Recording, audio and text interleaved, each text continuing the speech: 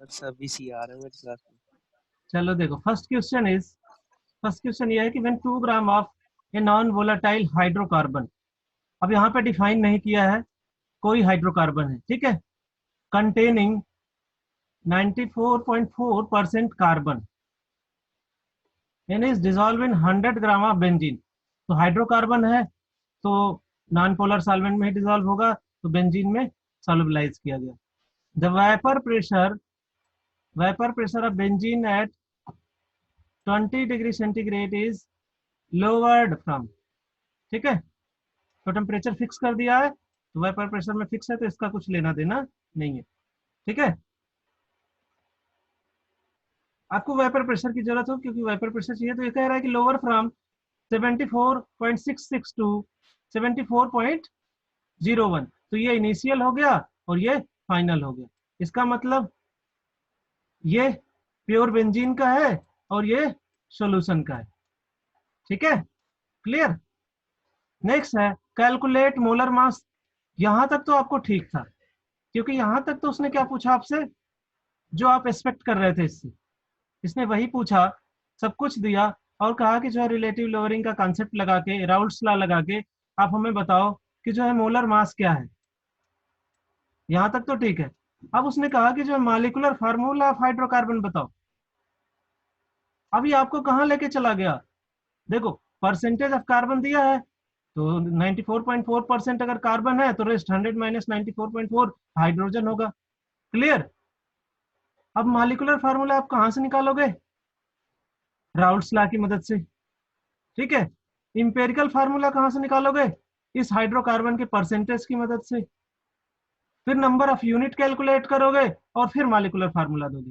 तो कहने का मतलब ये जो आप 12th में, सॉरी 11th में फर्स्ट चैप्टर पढ़ते हो, some basic concept of chemistry, उसमें जब आप एम्पेरिकल फार्मूला और मॉलिक्यूलर फार्मूला डेवलप करते हो, मतलब इसने आपसे मोल कॉन्सेप्ट भी यूज कर लिया, एम्पेरिकल फार्मूला मॉलिक्यूलर फार्मूला भी यूज कर लिया और राउल्ट्स लॉ भी यूज कर लिया, क्लियर। और साथ में कंसंट्रेशन टर्म भी, क्या क्या आपको पता है कि कितने ग्राम में कितना डिजोल्व किया जाए, तो आपको कैसे पता चलेगा कि कौन सा सोल्यूशन कितना मोलर है, कितनी उसकी मोलरिटी है, क्या मोल फ्रैक्शन है, ये भी उसने चेक कर लिया। तो अब आइडिया लग रहा है कि ये क्वेश्चन कैसे बन रहे हैं। थोड़ा सा मैंने सिंपल न लेने की बजाय ऐसा क्वेश्चन लिया जिसमें हम एक दो तीन चार चीजें आपको समझा सके, क्योंकि बहुत सारे लोग हो सकता है 11th में बहुत अच्छे से ना पढ़े हो, इंपेरिकल फार्मूला मॉलिक्यूलर फार्मूला नहीं आता हो कैलकुलेट करना, तो आप इस क्वेश्चन से वो भी कर लोगे, प्लस राउल्ट्स लॉ भी लगा लोगे, प्लस मोल फ्रैक्शन भी है कैलकुलेट।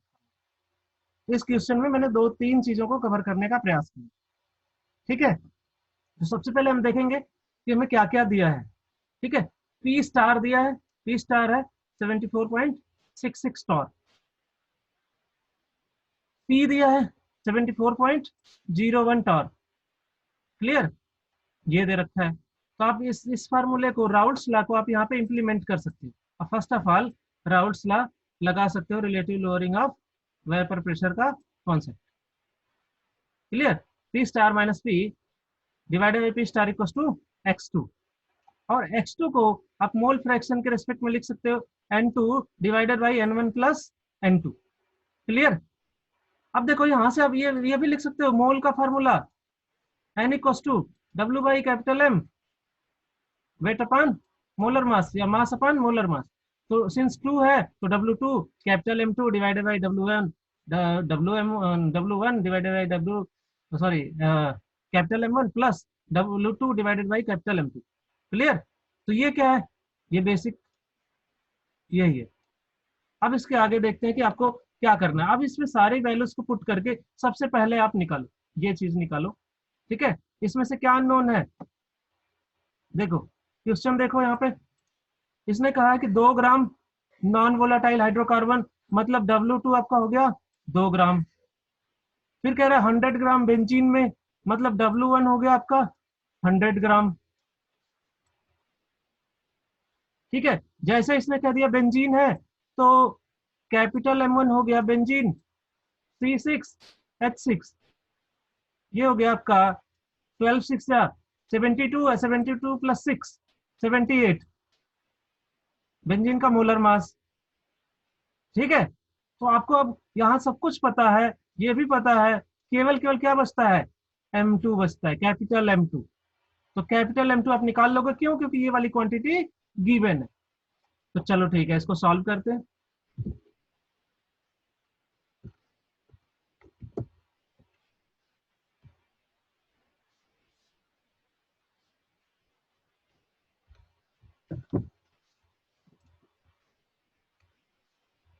आपने क्या किया कि इस इक्वेशन में केवल केवल वैल्यूज पुट कर दी, पी स्टार माइनस का P divided by P star 74.66 minus का 74.01 डिवाइडेड बाई 74.66 कर दिया। यहाँ पे W2 की वैल्यू जैसा हमने पीछे बताया 2, M2 एज इट इज रहने दो, 100 ग्राम है, 78 100 ग्राम में डिजोल्व कर रहा है, 78 ग्राम मोलर मास है बेंजीन का। ठीक है, यहाँ भी W2 दिया है तो 2 रख दिया और M2 रख दिया। अब देखो ऊपर भी M2 है, नीचे भी M2। तो सबसे पहले क्या करो कि आप जब इसको जो है माइनस करोगे तो ये आ जाएगा 0.65, 66 में से ये 0.66 में से 0.01 घटा दो क्योंकि आगे का फ्रैक्शन सेम है, तो ये हो गया पॉइंट का 65 डिवाइडेड बाई 74.66 पी स्टार से डिवाइड कर दिया, ये पूरी की पूरी वैल्यू आ गई 0.00787। क्लियर। अब हमने इसको सॉल्व किया, ये हो गया 2/M2, ये वाला सॉल्व कर दो, 100 को डिवाइड कर दो 78 से। तो इसमें देखो मैंने कैलकुलेटर का यूज किया है, ऐसे नहीं सॉल्व किया है कि मतलब आपको स्टेप बाय स्टेप दिखा सकूं, बट ये सॉल्व करोगे तो ये 1.282 आ जाएगा। ये मैं अप्रोक्सीमेट बता सकता हूँ कि 78 है और ये 100 है, तो ये वन टाइम तो एज इट इज जाएगा ही जाएगा। अब उसके बाद देखो कितना बचता है, 78 अगर माइनस कर दो 100 में से तो आपका बचता है 22, और 22 और 78 का अगर रेस्पेक्ट रेशियो देखो तो 22 कितना कितने टाइम्स लेस होगा, 78 को मान लो 80, तो मान लो कम से कम 4 टाइम लेस है, तो ये 2 टाइम्स यहाँ पे आपका डिवीजन जाता है। ठीक है, तो ओवरऑल ये आप कैलकुलेट कर लेना। नेक्स्ट है 2/M2 एज इट इज रहने दिया।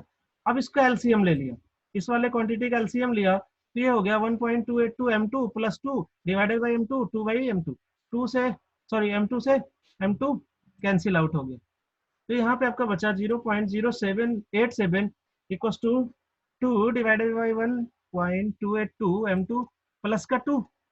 अब पूरे इक्वेशन को क्रॉस मल्टीप्लाई कर दो तो यहाँ से आ जाएगा, देखो इसके पान कुछ नहीं तो 1, तो ये हो जाएगा 2 इक्वस टू 0.087 इंटू 1.282 M2, ये क्वांटिटी इधर मल्टीप्लाई होगी, प्लस 2 में ये भी होगा 2 इंटू 0.087।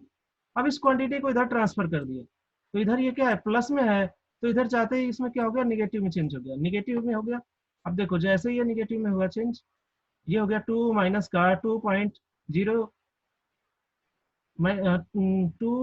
0.0087। अब यहाँ पे देखो ये पूरी की पूरी क्वांटिटी, ये पूरा क्वांटिटी जो आपका क्या है मल्टीप्लीकेशन में, ये तो इसको फिर अगेन आप नीचे भेज सकते हो, डिवीजन में चला जाएगा, जैसे ही साइड चेंज करोगे तो ये हो गया 0.0087 इंटू 1.282, इससे आपने इस पूरे फ्रैक्शन से आपने इसको डिवाइड कर दिया। अब ये सिंपल है, आप इसको क्या करो, सबसे पहले इसमें मल्टीप्लाई करके माइनस कर लो तो ये आ जाएगा 1.9826, और इससे जब डिवाइड करोगे तो ये आ जाएगा 178 के आसपास। तो मोलर मास तो आप यहाँ से निकाल लिए। अब देखो अगर केवल केवल कॉलिगेटिव का क्वेश्चन होता, केवल कॉलिगेटिव ही रहता तो यहीं तक खत्म हो जाता है। अब इसने क्या कहा कि अब यहाँ से आपको ये empirical formula plus molecular formula में थोड़ा सा घुमा दिया। तो देखो क्वेश्चन में गिवन था, जैसा कि मैंने क्वेश्चन पढ़ते हुए बताया, कार्बन एंड हाइड्रोजन गिवन है परसेंटेज में, तो सबसे पहले जितना परसेंट कार्बन का दिया होता है जितना हाइड्रोजन का दिया होता है उसको एज इट इज राइट कर लो, तो ये था 94.4%। अब इसको आप निकाल लो 100 माइनस का 94.4, ये हो गया 100 माइनस का 94.4। क्लियर, ये हो गया, ये हो गया 5.6%। अब जो भी दिया है परसेंट को उसको as it is gram treat कर दो, इसको हमने लिख दिया 94.4 ग्राम और इसको लिख दिया 5.6 ग्राम, जितना परसेंट होता है उसको ग्राम में कन्वर्ट कर देते हैं। ठीक है, ग्राम में कन्वर्ट करने के बाद इसका हम मोल्स कैलकुलेट कर ले, मोल का आपको फार्मूला पता है, N = मास अपॉन मोलर मास। तो कार्बन का मोलर मास कितना होता है 12, इसको 12 से डिवाइड कर दिया, 94.4 डिवाइडेड बाई 12। एंड सेकेंड था हाइड्रोजन, हाइड्रोजन था 5.6, तो 5.6 डिवाइडेड बाई 1, तो यहाँ से आपका ये जो है सॉल्व करोगे तो आ जाएगा, 1 से डिवाइड करोगे तो 5.6 ही रहेगा, और 12 से डिवाइड करोगे तो 7.87 आएगा। ठीक है, अब इसको क्या करना है कि आपको सिंपलेस्ट रेशियो में लेके आना है। सिंपलेस्ट रेशियो में लाने का एक बेस्ट मेथड है कि जो कम वाली डिजिट होती है उससे मल्टीप्लाई कर दो। जैसे ही आपने इससे सॉरी डिवाइड कर दो, जैसे ही आपने इसको डिवाइड किया 5.6 को 5.6 से, ये 6 होगा। ठीक है, तो ये 1 टाइम चला गया, और इसको भी 5.6 से करोगे तो ये 1.4 टाइम चला गया। अब देखो अगेन अगर इसे क्वांटिटी को ध्यान से देखो तो ये फ्रैक्शन है, लेकिन ये क्या है, होल नंबर है। तो अगेन हमें क्या चाहिए कि कोई भी फ्रैक्शन ना रह जाए, क्योंकि हमारे जो एटम्स हैं वो फ्रैक्शन में नहीं होते। ठीक है, तो हमें क्या करना है कि अब ये फ्रैक्शन रिमूव करना है। इस फ्रैक्शन को रिमूव करने के लिए पूरे रेशियो में, जो ये रेशियो चला आ रहा था, इस पूरे रेशियो में 5 से मल्टीप्लाई कर दो। ठीक है, कार्बन हाइड्रोजन का जो रेशियो 5 से मल्टीप्लाई करोगे तो ये हो जाएगा 7.0, मतलब अब 7 लिख दे, इसे 7 लिख दे, और ये 5 बन जाए 5। तो रेशियो जो हमारा आ गया कार्बन का और हाइड्रोजन का वो है 7:5 का रेशियो, 7:5 का रेशियो। ठीक है, तो on the basis of this ratio we can write empirical formula of the hydrocarbon. तो empirical formula of hydrocarbon will be, जितना जिसका रेशियो था उसी रेशियो में उसको रख दो, कार्बन 7 और हाइड्रोजन 5। अब आपने देख लिया कि इंपेरिकल फार्मूला की मदद से आप इसका इंपेरिकल फार्मूला मास निकाल सकते हो।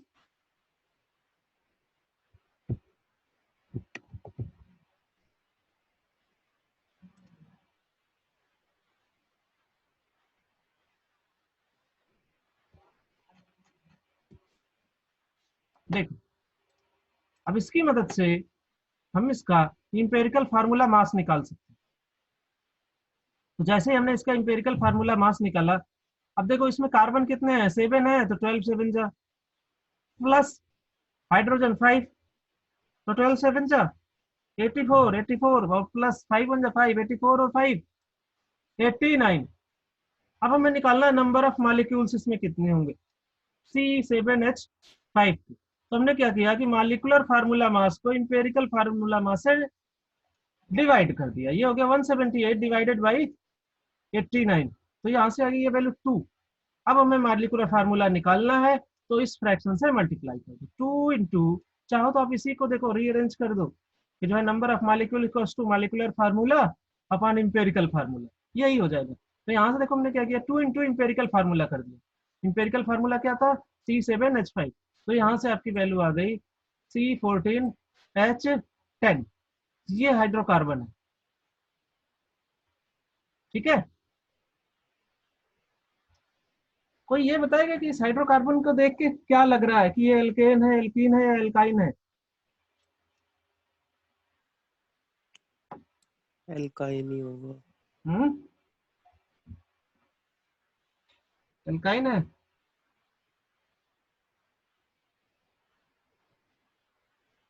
बेंजीन डेरिवेटिव भी हो सकता है। ठीक है, तो ये अगर ऐसा, अगर अब देखो इतना देने के बाद अगर इस क्वेश्चन को और लेंदी करना है, तो यहाँ पे आपको प्रोटॉन एनएमआर का डेटा, जो कि आप पढ़े नहीं हुए टेक्निक, लेकिन मैं बता रहा हूँ, अगर वो डेटा दे दिया जाए और इसका फार्मूला निकलवाया जाए, तो आप इसको फार्मुलेट भी कर सकते हो कि ये कुछ इस तरीके का होगा, इसमें कहाँ CH3 जुड़ा होगा, सब कुछ आप कर सकते हो, इसका आप स्ट्रक्चर बता सकते हो। ठीक है, तो वो चीज अभी आपको नहीं करनी है, अभी केवल इतना ही जितना मैं आपको कॉम्प्लेक्स कर सकता हूँ वो काफी है। ठीक है, जितना मैंने आपको कॉम्प्लेक्स करने का प्रयास किया है वो बहुत है।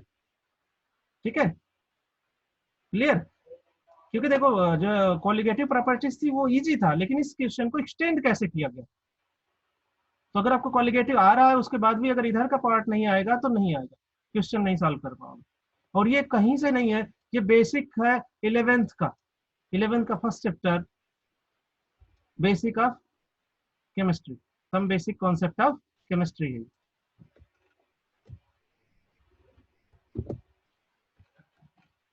नेक्स्ट क्वेश्चन है, देखो नेक्स्ट क्वेश्चन को भी हमने जो है थोड़ा इस तरीके से लिया है कि आप रिलेशन वाला जो अभी आज मैंने टॉपिक पढ़ाया उसका भी जो है वैल्यू समझो। ठीक है, उसकी भी वैल्यू आपको थोड़ा समझने की जरूरत है। क्यों? क्योंकि एक प्रॉपर्टी देके दूसरी प्रॉपर्टी वो आपसे पूछ रहा है। या एक कैलकुलेट करा लेने के बाद भी दूसरा कुछ कैलकुलेट करा। ठीक है, अगर हम स्ट्रेट फॉरवर्ड क्वेश्चन देंगे कि नहीं केवल केवल जो है डिप्रेशन इन फ्रीजिंग पॉइंट निकालो, केवल केवल एलिवेशन इन बॉइलिंग पॉइंट निकालो, केवल केवल relative lowering of vapour pressure निकालो, तो थोड़ा इजी इजी क्वेश्चन है।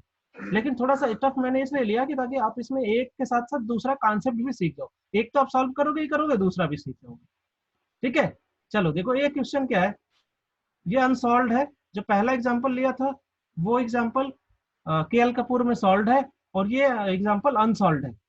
ठीक है, ये एक्सरसाइज में मुझे मिला था, देखना इसे। ये था blood freezes at -0.56 degree centigrade and a solution of 3 gram 3.0 लिखा है, 3 ग्राम ऑफ यूरिया। आपको पता है यूरिया, बोलो, CO NH2 NH2 ना। तो यूरिया का मोलर मास आप कैलकुलेट करोगे तो ये आता है 60 ग्राम। ठीक है, तो यहां से आ गया कि ये मोलर मास पता चल गया यूरिया के फार्मूला से। कह रहा है कि 250 gram of water, a solution of 3 gram of urea in 250 gram water freezes at -0.37 degree centigrade. What is the concentration of blood?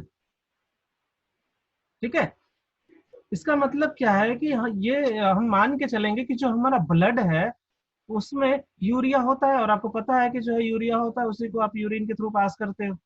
तो इससे हम एक एस्टिमेट लगा के ब्लड का कंसंट्रेशन बता सकते हैं कि अगर इतने ग्राम यूरिया का सोल्यूशन इतने पे माइनस का 0.37 डिग्री सेंटीग्रेड में फ्रीज करता है, तो इसका जो है डिप्रेशन इन फ्रीजिंग पॉइंट क्या होगा, उसके बेसिस पे इबिलियोस्कोपिक सॉरी क्रायोस्कोपिक कांस्टेंट निकालेंगे केएफ की वैल्यू, और केएफ की वैल्यू को पुट करेंगे इसके लिए, फिर निकालेंगे हम कंसंट्रेशन।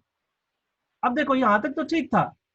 ठीक है, अब इसने पूछ दिया एंड इट्स ऑस्मोटिक प्रेशर। अब पूछ रहा है ब्लड में भाई इतना चीज हमने डिजोल्व कर रखा है, आरबीसी, डब्ल्यूबीसी, यूरिया, ग्लूकोज, तो इसका ऑस्मोटिक प्रेशर क्या होगा कि आप 37 डिग्री जो नॉर्मल बॉडी टेम्परेचर हम मान के चल रहे हैं, या 37 का मतलब क्या हो गया 273 प्लस का 27 मतलब 300 केल्विन पे बताओ। तो हम यही तो मान के चलते हैं कि जो 300 केल्विन 310 होगा, सॉरी 310 केल्विन, जो इस समय ऑप्टिमम टेम्परेचर है 37 के आसपास है। ठीक है, तो 37 डिग्री के आसपास के टेम्परेचर पे बताओ कि हमारे जो ब्लड में है उसका ऑस्मोटिक प्रेशर क्या होगा, जो हमारे बॉडी में ब्लड है उसका ऑस्मोटिक प्रेशर क्या होगा। ठीक है, अब देखो सबसे पहले इसको सॉल्व कैसे करेंगे। हमें रेफरेंस में क्या दे रखा है कि 3 ग्राम, ये देखना है 3 ग्राम यूरिया 250 ग्राम वाटर में सॉल्युबल है। ब्लड में क्या क्या सॉल्युबल है इसने कुछ नहीं दिया, कुछ नहीं दिया, कुछ भी नहीं दिया। तो आप क्या करो, सबसे पहले यूरिया वाले इक्वेशन को सॉल्व करो। यूरिया के लिए W यूरिया दे रखा है, M यूरिया की बात करें तो M यूरिया दे रखा है 60 ग्राम, या फिर नहीं दिया है तो हम कैलकुलेट कर सकते हैं। वाटर दे रखा है 250, तो मोलैलिटी ऑफ यूरिया सोल्यूशन निकालो, W2 डिवाइडेड बाई M2 मतलब mole of solute divided by weight of solvent in KG. तो केजी के लिए हमने 1000 से डिवाइड कर दिया, तो ये हो गया। देखो यहाँ पे W2 3 ग्राम दे रखा है, यूरिया के फार्मूला से हमने निकाल लिया 60 ग्राम होता है। ठीक है, W1 गिवन है कि 250 ग्राम वाटर में सॉल्युबल है, ये 1000। अब इसको कट कर दो रीअरेंज करके, तो ये हो जाएगा 3/60 इंटू 1000/250। 1000 को कट करो 250 से, तो ये 1 टाइम और ये 4 टाइम जाएगा। क्लियर, अब इस 4 से कट करो, 4 1 जा 4, 15, 4 जा 60, ये कट हो गया। 3 से कट करो, 3 1 जा 3 और 3 5 जा 15, तो ये 15 कट हो गया 5 से। क्लियर, तो ये जो 3 से हमने 15 को कट कर दिया तो ये आ गया पूरा एक्सप्रेशन 1/5, और 1/5 को आप डिवाइड करके अगर लिखोगे तो ये 1/5 हो जाएगा 0.2 मोलर। तो यहां से आपने कंसंट्रेशन निकाल लिया। अब आपको पता है कि जो है जो केएफ है, अगर हम रेफरेंस मान रहे हैं कि ये सोल्यूशन जो यूरिया का है वही ब्लड के लिए रेफरेंस होगा, तो आप क्या करो, जो केएफ की वैल्यू है केएफ दोनों के लिए सेम होगा क्योंकि ये तो कांस्टेंट है। ठीक है। अगर कांस्टेंट है तो दोनों के लिए सेम, तो यूरिया वाले सॉल्यूशन से केएफ निकालो। तो delta T F equal to K F into M. अब यहाँ पे देखो, आपको ये नहीं दिया है डेल्टा टी एफ, आईटीजी नहीं दिया है। इसने क्या कहा है कि जो सॉल्यूशन का टेम्परेचर है, जो सॉरी वाटर जो फ्रीज कर रहा है वो कितने पे कर रहा है, माइनस का 37 डिग्री सेंटीग्रेड। तो ये आपको डायरेक्ट टीएफ दे रखा है, ठीक है। टीएफ दिया है, टीएफ की वैल्यू दे रखा है माइनस का 0.37 डिग्री सेंटीग्रेड। अब यहाँ ध्यान से देखो कि टीएफ स्टार नहीं दिया, नहीं दिया। तो अब इसे आपको ये मान के चलना है कि जो वाटर का फ्रीजिंग पॉइंट होता है वो कितना होता है, 0 डिग्री सेंटीग्रेड। तो यहाँ पे आपने रख दिया 0 डिग्री सेंटीग्रेड, यहाँ पे रख दिया डेल्टा टीएफ को, तो ऐसे ही ब्रेक करोगे ना, टीएफ स्टार माइनस का टीएफ, तो ये करोगे तो ये आ जाएगा आपका जो है 0.37, 0.37। क्लियर। एक चीज और देखने वाली बात है कि अगर हम कहते हैं कि टेम्परेचर हमारा केल्विन में होना चाहिए, देखो हम बार बार कहते हैं कि जो है इन सारे क्वेश्चंस के लिए टेम्परेचर आप किस में लेके चलोगे, केल्विन में लेके चलो। लेकिन अगर आप कहीं पे डिफरेंस ले रहे हो, अगर हम कहीं पे डेल्टा टी की बात कर रहे हैं, तो डेल्टा टी में अगर आपको केल्विन में लेना है तो भी सही है, अगर आपको केल्विन में नहीं लेना है तो भी सही है। देखो क्यों नहीं सही है, डिग्री सेंटीग्रेड में भी सही है। K2 माइनस K1 कर लो, ये ज्यादा बेटर है, ठीक है, यही ना। तो बेसिकली अगर आप इसको इस तरीके से भी लिखो, T2 माइनस T1, और इस T2 माइनस T1 को सबसे पहले केल्विन में लेके देखो, केल्विन में लोगे तो क्या करोगे, 0 प्लस 273 करोगे, दिया जाएगा 273। यहाँ पे माइनस माइनस इसमें भी करोगे तो ये आ जाएगा, कुछ कम आ जाएगा, 272 पॉइंट आ जाएगा 63। तो जब भी सॉल्व करोगे जो जो डिफरेंस होगा ना, वो डिफरेंस में कोई प्रॉब्लम नहीं है, आपने कुछ भी लिया है अगर तो डिफरेंस में सेम ही आएगा, चाहे आप डिग्री सेंटीग्रेड का सॉल्व करो ये ही आएगा, ये आएगा 0.37। तो इसलिए मैंने यहाँ पे चेंज नहीं किया, एज इट इज रख दिया, ठीक है, क्लियर। तो एज इट इज मैंने ये वैल्यू रख दी, क्लियर। अब यहाँ से जैसे रख दिया तो हम यहाँ पे के एफ निकालो, के एफ हो गया 0.37 डिवाइडेड बाई 0.2, ये आ गया 1.85। अब आप इसका जो है यूनिट लिख सकते हो, सिंस यूनिट की हमें उतनी ज्यादा जरूरत नहीं लगी तो हमने नहीं लिखा है। अब लिख फॉर ब्लड, तो अब इस के एफ को हम रेफरेंस यूज करेंगे ब्लड सोल्यूशन के लिए, ठीक है। यहाँ से निकालो delta T F equal to K F M. यहाँ भी अब देखो ब्लड के लिए भी रेफरेंस टेम्परेचर ये मान के चलो 0 डिग्री है, तो 0 माइनस का 0.56, जो ये डिक्रीज दे रखा है वो डायरेक्ट को डेल्टा टी एफ भी रख सकते हैं, ठीक है। ये हो गया डेल्टा टी एफ, के एफ आपने यहाँ से कैलकुलेट कर लिया 1.85, मोलैलिटी आपने 0.2 यहाँ से कैलकुलेट की, तो इस मोलैलिटी को यहाँ पे रख दो। तो जैसे आप यहाँ से, सॉरी ब्लड की तो मोलैलिटी निकालनी है ना, के एफ आपने निकाल लिया, ठीक ठीक, ब्लड की मोलैलिटी निकालनी है। तो आपने क्या किया कि के एफ की वैल्यू ये रख दी, और सिंस मोलैलिटी ही क्वेश्चन है तो आप इसको ट्रांसफॉर्म कर लो, molality equals to K F की वैल्यू को इधर ट्रांसफर कर दो, ये हो जाएगा 0.056 डिवाइडेड बाई 1.85, ये आ जाएगा 0.302। इतना मोलल सोल्यूशन हो गया, ठीक है, इतना मोलल हो गया।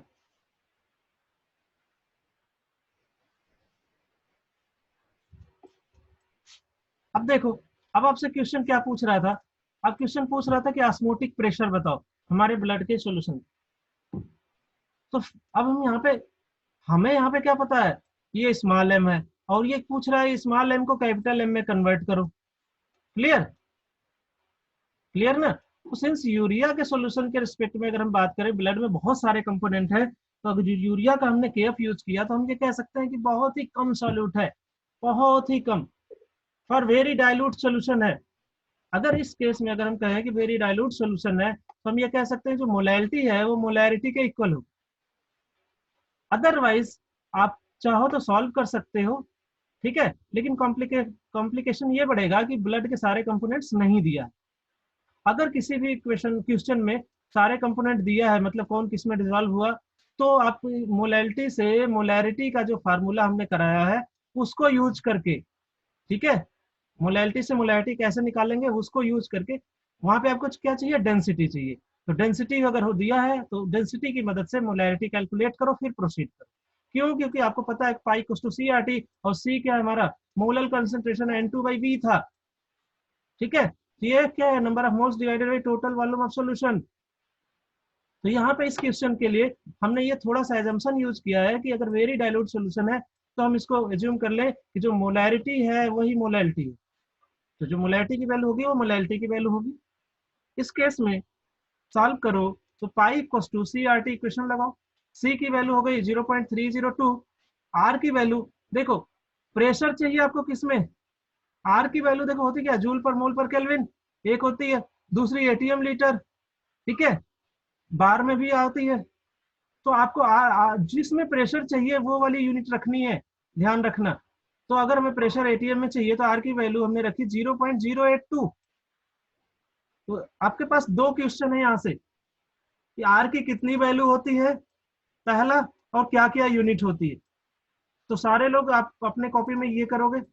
दूसरा, प्रेशर अगर हम कह देते हैं बार, कभी कह देते हैं टार, कभी कह देते हैं पास्कल, कभी कह देते हैं एटीएम, कभी कह देते हैं एमएमएचजी, तो ये सारे के सारे रिलेशन आपको करने हैं कि इनमें क्या रिलेशन है। अगर आपको दो चीजें नहीं आएंगी तो आप फिर स्टक हो जाओगे कहीं कहीं जाके, ठीक है। चलो देखो मैं यहाँ पे बता देता हूँ, आप इसको सॉल्व करो। अब यहाँ पे टेम्परेचर देखो 27 डिग्री था, since temperature is stand alone not at taking difference, we are not taking difference. अगर स्टैंड एलोन है तो आप इसे केल्विन में ट्रांस जो है चेंज करो, और 27 + 273 ये हो गया 300। पूरे इक्वेशन को मल्टीप्लाई कर दो, सॉल्व करो, तो यहाँ से आ जाएगा 7.42 एटीएम, ठीक है। तो ये हो गया 7.42 एटीएम। तो अगर हम इसको पास्कल में चेंज करना चाहें तो 1 एटीएम इक्वल टू होता है 1.01325 इंटू 10⁵ पास्कल।